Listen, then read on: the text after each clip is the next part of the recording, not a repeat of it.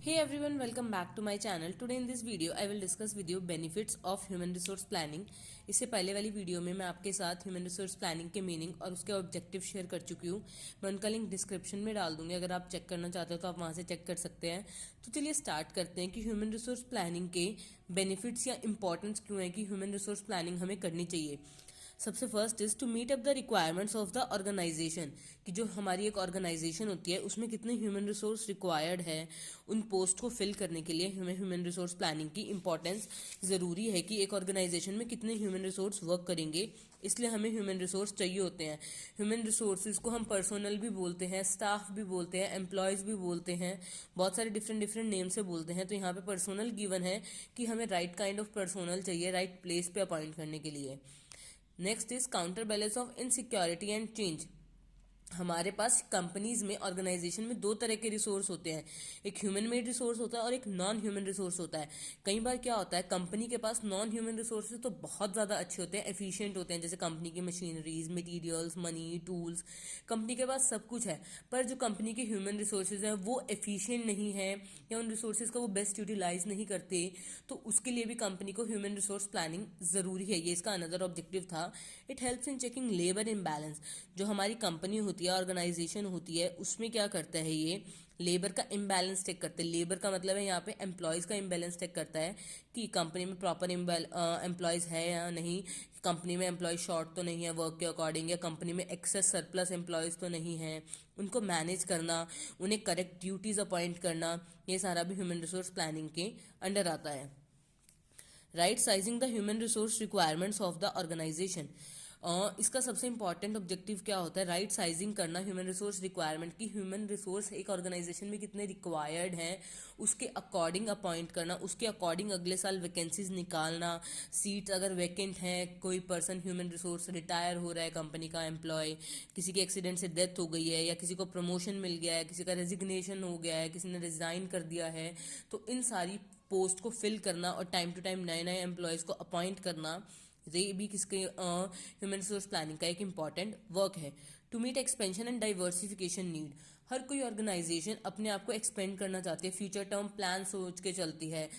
जैसे कोविड के टाइम में है तो अब ऑर्गेनाइजेशन अपने आप को एक्सपेंड करना चाहती हैं, तो अपने आप को एक्सपेंड वो होम से भी एम्प्लॉयज़ को अपॉइंट कर सकती हैं। उन्हें ज़्यादा ऑफिस ओपन करने की ज़रूरत नहीं है, वो अपनी कंपनीज में एम्प्लॉयज़ हायर कर सकती है जो अपने घर से बैठ के वर्क कर सकते हैं। तो इस सिचुएशन में अगर कंपनी को अपने आप को एक्सपेंड करना चाहती है तो कंपनी क्या क्या प्लानिंग करेगी, ह्यूमन रिसोर्सेज को कैसे रिक्रूट करेगी कि वो उसकी राइट काइंड की नीड कंप्लीट कर सके, ये भी ह्यूमन रिसोर्स प्लानिंग का एक ऑब्जेक्टिव होता है। Training and development of employees.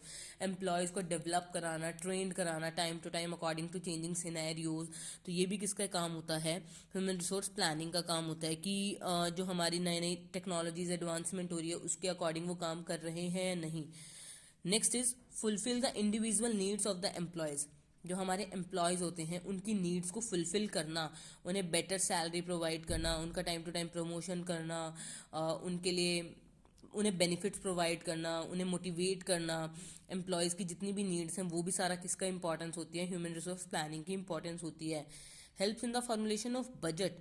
जो ह्यूमन रिसोर्स प्लानिंग का काम होता है वो ह्यूमन रिसोर्सेज की सारी भी जितनी एक्टिविटीज़ होती हैं उसका बजट मेंटेन करना, कि जैसे एक कंपनी को क्या करना है, ह्यूमन रिसोर्सेज को रिक्रूट करना है तो उसके लिए वो पहले वैकेंसीज की पोस्ट निकालती है, फिर एप्लीकेशन फॉर्म, उन सब के कंपनीज़ का जितना एक्सपेंस होता है रिक्रूटमेंट से रिलेटेड अपॉइंट करने तक या उनको ट्रेनिंग प्रोवाइड करने तक, उसका भी बजट ह्यूमन रिसोर्स प्लानिंग के अंदर आता है। To check joblessness. Joblessness check करने का मतलब क्या है कि कंपनी में एम्प्लॉयज़ जो हैं वो राइट साइजिंग होने चाहिए, राइट साइज यानी जितने एम्प्लॉयज़ नीड है उतने होने चाहिए। इसके लिए company time to time check करती रहती है। तो कंपनी में कुछ ऐसे एम्प्लॉयज़ भी होते हैं जिनका इतना मेन वर्क नहीं होता, तो कंपनी उन्हें रिमूव भी नहीं करना चाहती क्योंकि वो कंपनी के रिनोन एम्प्लॉयज़ होते हैं या वो कंपनी के लिए बेनिफिशियली होते हैं, बेनिफिशियर होते हैं। तो इस तरीके की जॉबलेसनेस को चेक करना और उनकी जगह उनके अंडर और एम्प्लॉयज़ को अपॉइंट करना, ये सारा किसका प्लानिंग होती है, ह्यूमन रिसोर्स प्लानिंग के अंडर आता है। आई होप आपको ह्यूमन रिसोर्स प्लानिंग के बेनिफिट समझ आ गए होंगे। सबसे पहला था कि रिक्वायरमेंट्स को मीट करना, नेक्स्ट इज इनसिक्योरिटी और चेंजेस को मैच करना, लेबर इम्बैलेंस को मैच करना, कंपनी में राइट साइजिंग के ह्यूमन रिसोर्सेज को रिक्रूट करना, अगर कंपनी एक्सपेंड हो रही है तो उसकी नीड्स को कंप्लीट करना, ट्रेनिंग प्रोवाइड करना एम्प्लॉयज़ को, इंडिविजुअल की नीड्स पूरी करना, बजट फॉर्मुलेशन में हेल्प करना, जॉबलेसनेस में चेक करना। अगर आपको इनमें से कुछ भी डाउट है तो आप मुझसे कमेंट सेक्शन के थ्रू पूछ सकते हैं। Stay tuned for more videos. Thank you for watching.